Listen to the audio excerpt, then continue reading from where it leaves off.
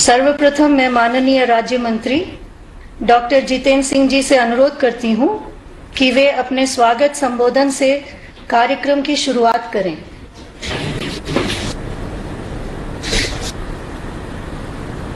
विश्व के सर्वाधिक लोकप्रिय नेता, हम सबके हृदय सम्राट, भारत के तेजस्वी प्रधानमंत्री परम आदरणीय श्री नरेंद्र मोदी जी, हम सब जानते हैं प्रधानमंत्री जी, आपने सदा देश के युवाओं की चिंता की है। युवाओं के लिए जीविका के, रोजगार के, आमदनी के, नौकरी के निरंतर नए विकल्प तलाशे हैं। युवाओं को कैसे खुशहाल रखा जा सके, उसके लिए अनेकों योजनाएं प्रारंभ की हैं। युवा किस प्रकार राष्ट्र निर्माण में अपनी पर्याप्त भूमिका निभा सके, उसके लिए समय समय पर आपने कार्यक्रम तय किए हैं। ये आप ही थे जिन्होंने 2015 में लाल किले से अपने स्वतंत्रता दिवस के संबोधन में आह्वान किया startup India, stand up India, और देखते ही देखते वो एक मुहिम में बदल गया। मात्र 350-400 से बढ़कर के स्टार्टअप्स की संख्या देश में 75,000 पार कर गई और दुनिया में स्टार्टअप इकोसिस्टम में हिंदुस्तान को तीसरा दर्जा हासिल हुआ। ये आप ही थे जिन्होंने कुछ समय पहले देश की जनता से ये वादा किया था कि आप 10 लाख सरकारी नौकरियां उपलब्ध करवाएंगे। आज एक बार फिर ये बात प्रमाणित होती है कि आप जो कहते हैं वो करते हैं। आप हैं तो सब मुमकिन है। प्रधानमंत्री जी, आज का दिन 22 अक्टूबर 2022 स्वतंत्र भारत के इतिहास का एक ऐतिहासिक दिन है। आपके नेतृत्व में संकल्प से सिद्धि की इस यात्रा में हम एक महत्वपूर्ण पड़ाव पर खड़े हैं, जबकि आप इन 10 लाख नौकरियों की पहली किश्त 75,000 नियुक्ति पत्र जारी करके शुरू करेंगे और एक ही समय में उसी वक्त देश के 50 भिन्न भिन्न स्थानों पर भारत सरकार के मंत्री उपस्थित हैं और साथ ही साथ उनके साथ उपस्थित हैं इन नियुक्ति पत्रों के लाभार्थीगण। इन नियुक्तियों की विशेषता एक ये भी है कि भारत सरकार के लगभग सभी विभागों और मंत्रालयों में ये नियुक्तियां की जा रही हैं। गृह मंत्रालय से रेलवे तक, शहरी विकास से ग्रामीण विकास तक, स्वास्थ्य से शिक्षा तक। दूसरा एक ये भी विशेषता कि इन नियुक्तियों के लाभार्थी देश के लगभग सभी राज्यों और केंद्र शासित प्रदेशों में फैले हुए हैं और साथ ही साथ ये नियुक्तियां लगभग सभी पदों पर, सभी स्तर पर की जा रही हैं, चाहे वो ग्रुप ए हो, ग्रुप बी गेस्टेड हो, ग्रुप बी नॉन गेस्टेड हो या फिर ग्रुप सी हो। बहुत लंबी बात ना करते हुए मैं अपनी बात केवल ये कह करके समाप्त करूंगा कि आपके बटन दबाते ही जैसे ही ये नियुक्तियां पत्र जारी होते हैं तो देश भर में 75 लाभार्थी युवाओं को इन नियुक्ति पत्रों के माध्यम से आपका आशीर्वाद प्राप्त होगा और साथ ही साथ हम सब जो कार्मिक विभाग में डीओपीटी डिपार्टमेंट में बैठे हैं, हमारी भी हौसला अफजाई होगी और हम आपसे ये वादा करते हैं, आपको ये वचन देते हैं कि बहुत जल्द हम इन 10 लाख नौकरियों की अगली किश्त लेकर के आपके सामने पुनः उपस्थित होंगे। आपका बहुत बहुत आभार। अब मैं माननीय प्रधानमंत्री जी से नई नियुक्तियों के वितरण का बटन दबाकर शुभारंभ करने का अनुरोध करती हूं।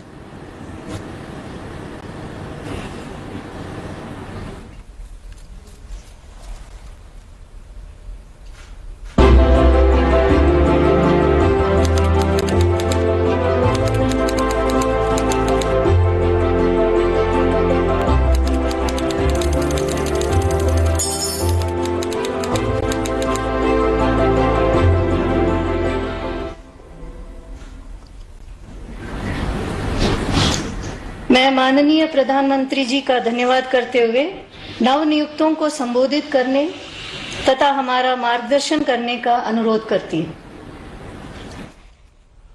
नमस्कार। केंद्रीय मंत्रिमंडल के मेरे सहयोगी डॉक्टर जितेंद्र सिंह जी, देश के अलग अलग हिस्सों में मौजूद हमारे सभी वरिष्ठ मंत्रीगण, देश के युवा बेटे और बेटियां, उपस्थित सभी अन्य महानुभाव, देवी और सज्जनों, सबसे पहले आप सभी को, सभी देशवासियों को धनतेरस की बहुत बहुत बधाई। भगवान धन्वंतरी आपको स्वस्थ रखे, मां लक्ष्मी की कृपा आप सभी पर बनी रहे,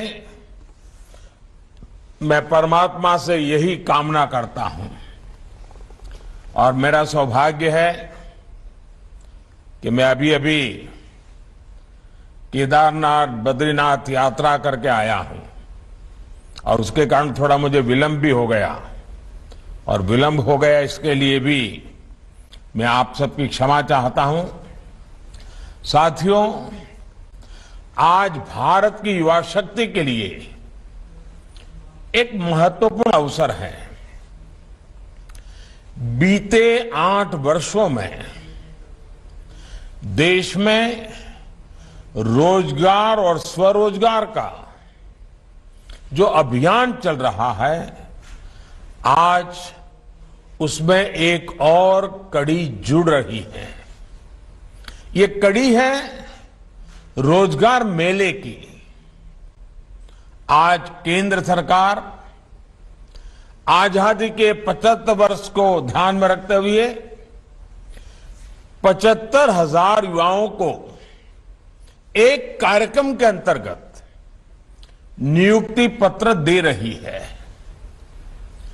बीते 8 वर्षों में पहले भी लाखों युवाओं को नियुक्ति पत्र दिए गए हैं, लेकिन इस बार हमने तय किया कि इकट्ठे नियुक्ति पत्र देने की परंपरा भी शुरू की जाए, ताकि डिपार्टमेंट में भी टाइम बाउंड प्रक्रियाएं पूरा करने और निर्धारित लक्ष्य को जल्द से पार करने का एक सामूहिक स्वभाव बने, सामूहिक प्रयास हो। इसलिए भारत सरकार में इस तरह का रोजगार मेला शुरू किया गया है। आने वाले महीनों में इसी तरह लाखों युवाओं को भारत सरकार द्वारा समय समय पर नियुक्ति पत्र सौंपे जाएंगे। मुझे खुशी है कि एनडीए शासित कई राज्य और केंद्र शासित प्रदेश भी और भाजपा सरकारें भी अपने यहां इसी तरह रोजगार मेले आयोजित करने जा रहे हैं। जम्मू कश्मीर, दादरा नगर एवं नगर हवेली, दमन दीव, अंडमान निकोबार भी आने वाले कुछ ही दिनों में हजारों युवाओं को ऐसे ही कार्यक्रम करके नियुक्ति पत्र देने वाले हैं। आज जिन युवा साथियों को नियुक्ति पत्र मिला है, उन्हें मैं बहुत बहुत बधाई देता हूं।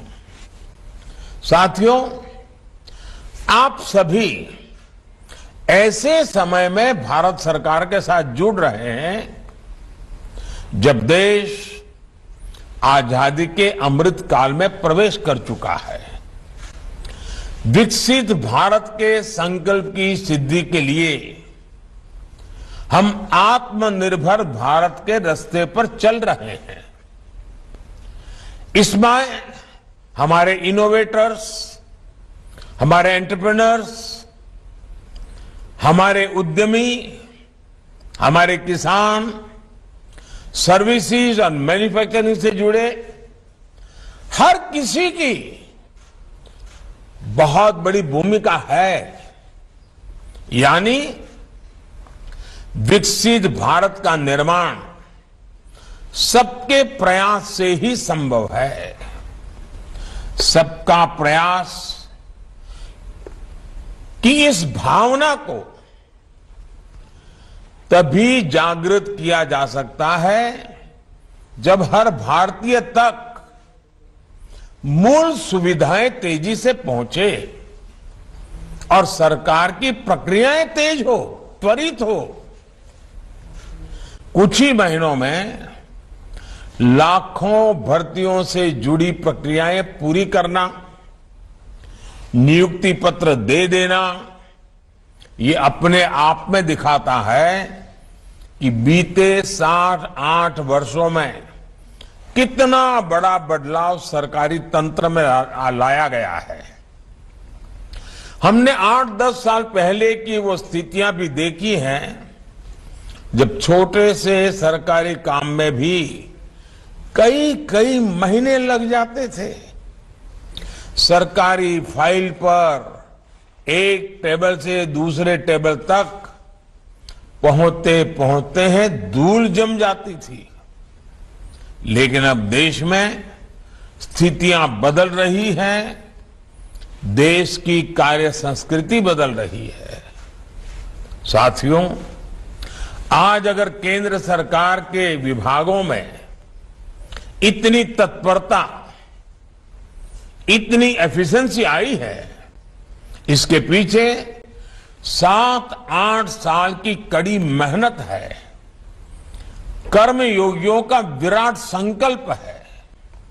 वरना आपको याद होगा, पहले सरकारी नौकरी के लिए अगर किसी को अप्लाई करना होता था तो वहीं से अनेक परेशानियां शुरू हो जाती थी। भांति भांति के प्रमाण पत्र मांगे जाते, जो प्रमाण पत्र होते भी थे उनको प्रमाणित करने के लिए आपको नेताओं के घर के बाहर कतार लगा के खड़ा रहना पड़ता था, अफसरों की सिफारिश लेकर के जाना पड़ता था। हमने सरकार के शुरुआती वर्षों में ही इन सभी मुश्किलों से युवाओं को मुक्ति दे दी। सेल्फ अटेस्टेशन, युवा अपने सर्टिफिकेट खुद प्रमाणित करे, ये व्यवस्था की। दूसरा बड़ा कदम हमने केंद्र सरकार की ग्रुप सी और ग्रुप डी इन भर्तियों में इंटरव्यू को खत्म करके उन सारे परंपराओं को उठा लिया। इंटरव्यू की प्रक्रिया को समाप्त करने से भी लाखों नौजवानों को बहुत फायदा हुआ है। साथियों, आज भारत दुनिया की 5वीं बड़ी अर्थव्यवस्था है। 7-8 साल के भीतर हमने 10वें नंबर से 5वें नंबर तक की छलांग लगाई है। ये सही है कि दुनिया के हालात ठीक नहीं है। अनेक बड़ी बड़ी अर्थव्यवस्थाएं संघर्ष कर रही हैं। दुनिया के अनेक देशों में महंगाई हो, बेरोजगारी हो, अनेक समस्याएं अपने चरम पर है। 100 साल में आए सबसे बड़े संकट के साइड इफेक्ट्स 100 दिन में चले जाएंगे, ऐसा न हम सोचते हैं, न हिंदुस्तान सोचता है और न ही दुनिया अनुभव करती है। लेकिन इसके बावजूद संकट बड़ा है, विश्वव्यापी है और उसका प्रभाव चारों तरफ हो रहा है, दुष्प्रभाव हो रहा है।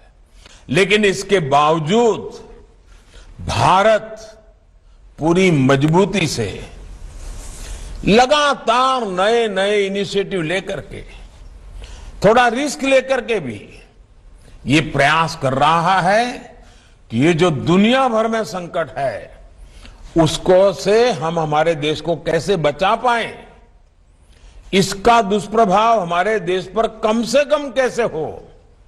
बड़ा कसौटी काल है, लेकिन आप सबके आशीर्वाद से, आप सबके सहयोग से अब तक तो हम बच पाए हैं।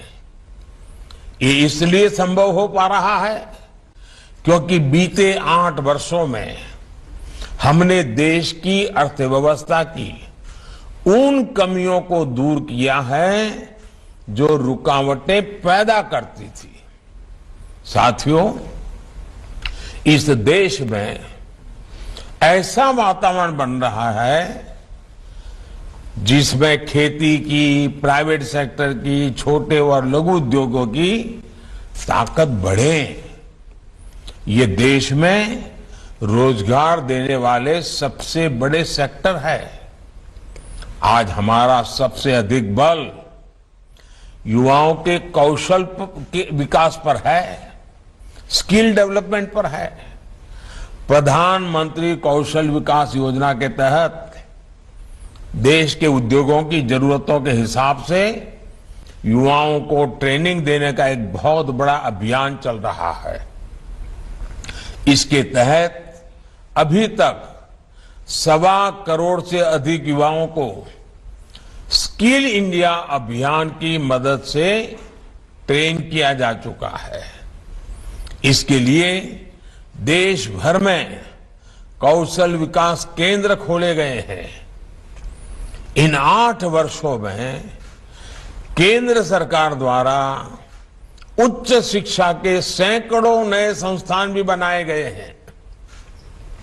हमने युवाओं के लिए स्पेस सेक्टर खोला है, ड्रोन पॉलिसी को आसान बनाया है ताकि युवाओं के लिए देश भर में ज्यादा से ज्यादा अवसर बढ़े।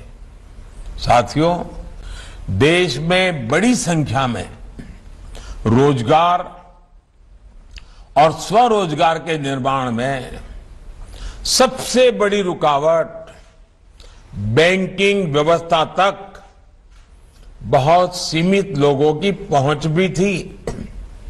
इस रुकावट को भी हमने दूर कर दिया है। मुद्रा योजना ने देश के गांवों और छोटे शहरों में उद्यमशीलता का विस्तार किया है। अभी तक इस योजना के तहत करीब करीब 20 लाख करोड़ रुपए के ऋण दिए जा चुके हैं। देश में स्वरोजगार से जुड़ा इतना बड़ा कार्यक्रम पहले कभी लागू नहीं किया गया। इसमें भी जितने साथियों को यह ऋण मिला है उसमें से 7.5 करोड़ से अधिक लोग ऐसे हैं जिन्होंने पहली बार अपना कोई कारोबार शुरू किया है, अपना कोई बिजनेस शुरू किया है। और इसमें भी सबसे बड़ी बात, मुद्रा योजना का लाभ पाने वालों में लगभग 70% लाभार्थी हमारी बेटियां हैं, माताएं बहनें हैं। इसके अलावा एक और आंकड़ा बड़ा महत्वपूर्ण है। बीते वर्षों में सेल्फ हेल्प ग्रुप से 8 करोड़ महिलाएं जुड़ी हैं जिन्हें भारत सरकार आर्थिक मदद दे रही है। ये करोड़ों महिलाएं अब अपने बनाए उत्पाद देश भर में बिक्री कर रही है, अपनी आय बढ़ा रही हैं। अभी मैं बद्रीनाथ में कल पूछ रहा था, माताएं बहनें जो सेल्फ हेल्प ग्रुप मुझे मिली, उन्होंने कहा इस बार जो बद्रीनाथ यात्रा पे लोग आए थे, हमारा 2.5 लाख रुपया हमारा एक एक ग्रुप की कमाई हुई है। साथियों, गांव में बड़ी संख्या में रोजगार निर्माण का एक और उदाहरण हमारा खादी और ग्रामोद्योग भी है। देश के पहली बार खादी और ग्रामोद्योग 1,00,000 करोड़ रुपए से अधिक का हो चुका है। इन वर्षों में खादी और ग्रामोद्योग में 1 करोड़ से अधिक रोजगार बने हैं। इसमें भी बड़ी संख्या में हमारी बहनों की हिस्सेदारी है। साथियों, स्टार्टअप इंडिया अभियान ने तो देश के युवाओं के सामर्थ्य को पूरी दुनिया में स्थापित कर दिया है। 2014 तक जहां देश में कुछ इने गुने 100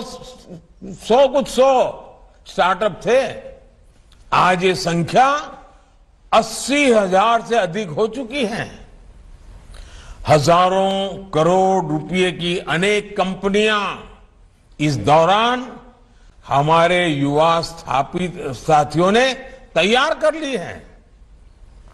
आज देश के इन हजारों स्टार्टअप्स में लाखों युवा काम कर रहे हैं। देश के एमएसएमईज में, छोटे उद्योगों में भी आज करोड़ों लोग काम कर रहे हैं, जिसमें बड़ी संख्या में साथी बीते वर्षों में जुड़े हैं।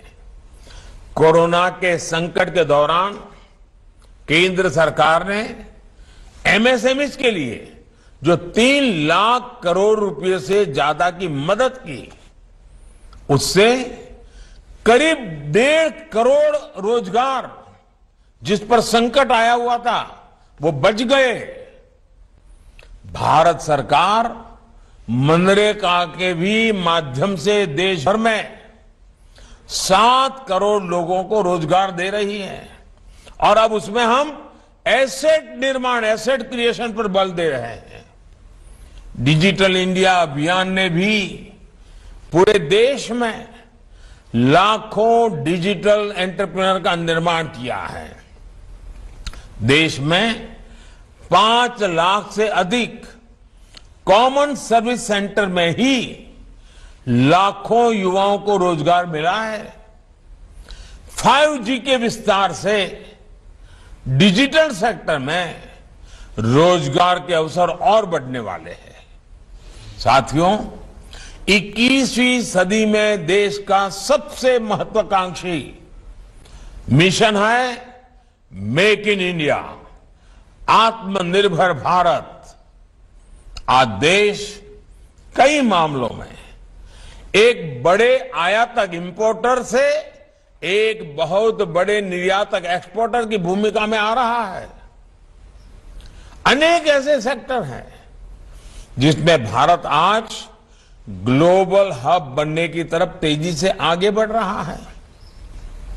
जब खबर आती है कि भारत से हर महीने 1 अरब मोबाइल फोन पूरी दुनिया के लिए एक्सपोर्ट हो रहे हैं, तो ये हमारे नए सामर्थ्य को ही दिखाता है। जब भारत एक्सपोर्ट के अपने पुराने सारे रिकॉर्ड तोड़ देता है, तो वे इस बात का सबूत होता है कि ग्राउंड लेवल पर रोजगार के नए अवसर भी बन रहे हैं। आज गाड़ियों से लेकर मेट्रो कोच, ट्रेन के डिब्बे और डिफेंस के साजो सामान तक अनेक सेक्टर में निर्यात तेजी से बढ़ रहा है। ये तभी हो पा रहा है क्योंकि भारत में फैक्ट्रियां बढ़ रही है। फैक्ट्रियां बढ़ रही है तो उसमें काम करने वालों की संख्या बढ़ रही है। साथियों, मैन्युफैक्चरिंग और टूरिज्म 2 ऐसे सेक्टर हैं जिसमें बहुत बड़ी संख्या में रोजगार मिलते हैं। इसलिए आज इन पर भी केंद्र सरकार बहुत व्यापक तरीके से काम कर रही है। दुनिया भर की कंपनियां भारत में आए, भारत में अपनी फैक्ट्रियां लगाएं और दुनिया की डिमांड को पूरी करें।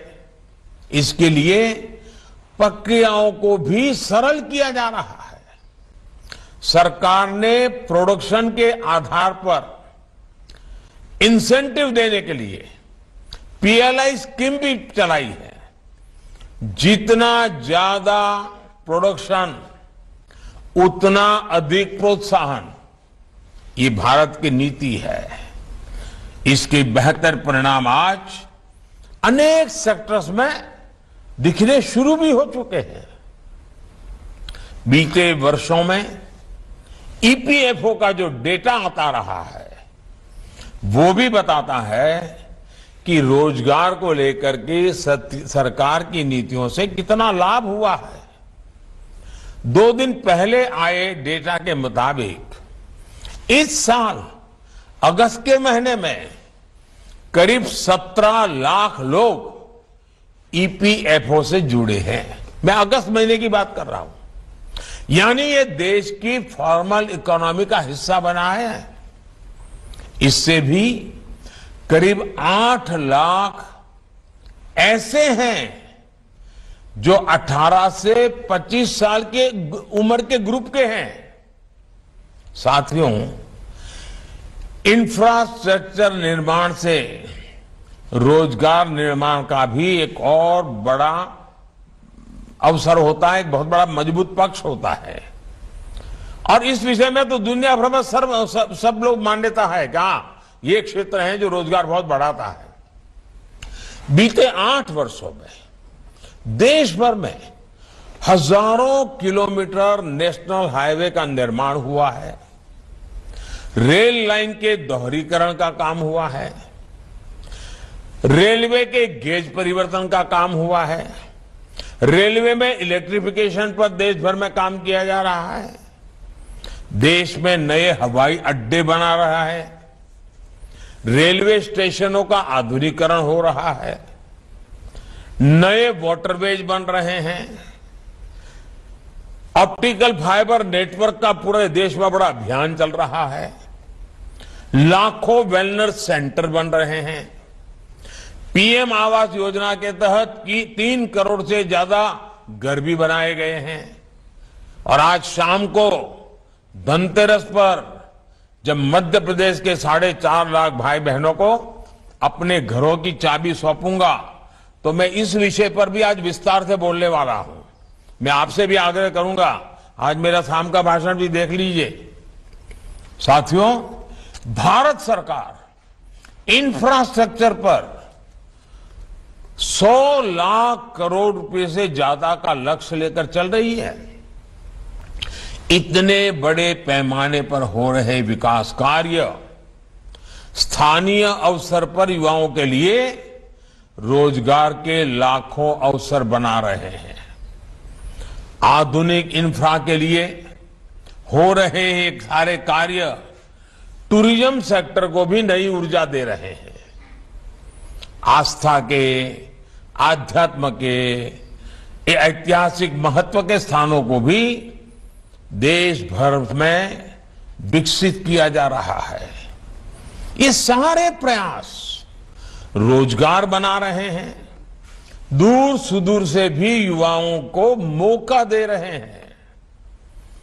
कुल मिलाकर देश में अधिक से अधिक रोजगार के निर्माण के लिए केंद्र सरकार एक साथ अनेक मोर्चों पर काम कर रही है। साथियों, देश की युवा आबादी को हम अपनी सबसे बड़ी ताकत मानता है। आजादी के अमृत काल में विकसित भारत के निर्माण के सारथी हमारे युवा हैं, आप सभी हैं। आज जिन्हें नियुक्ति पत्र मिला है उनसे मैं विशेष तौर पर कहना चाहूंगा कि आप जब भी दफ्तर आएंगे अपने कर्तव्य पथ को हमेशा याद करें। आपको जनता की सेवा के लिए नियुक्त किया जा रहा है। 21वीं सदी के भारत में सरकारी सेवा सुविधा का नहीं बल्कि समय सीमा के भीतर काम करके देश के कोटि कोटि लोगों की सेवा करने का एक कमिटमेंट है, एक स्वर्णिम अवसर है। स्थितियां परिस्थितियां कितनी भी कठिन हो, सेवा भाव का सरोकार और समय सीमा की मर्यादा को हर हाल में हम सब मिलकर के कायम रखने का प्रयास करेंगे। मुझे विश्वास है कि आप इस बड़े संकल्प को ध्यान में रखते हुए सेवा भाव को सर्वोपरि रखेंगे। याद रखिए, आपका सपना आज से शुरू हुआ है, जो विकसित भारत के साथ ही पूरा होगा। आप सभी को फिर से नियुक्ति पत्र, जीवन की एक नई शुरुआत के लिए बहुत बहुत शुभकामनाएं हैं और मुझे विश्वास है कि आप मेरे अनन्य साथी बनकर के हम सब मिलकर के देश के सामान्य मानवी की आशा आकांक्षाओं को पूरा करने में कोई कमी नहीं रखेंगे। धनतेरस का पावन पर्व है, हमारे यहां इसका अत्यंत महत्व भी है। दिवाली भी सामने आ रही है। यह अनेक त्योहारों का पल है, उसमें आपके हाथ में यह पत्र होना अधिक उमंग और उत्साह से भर देंगे। साथ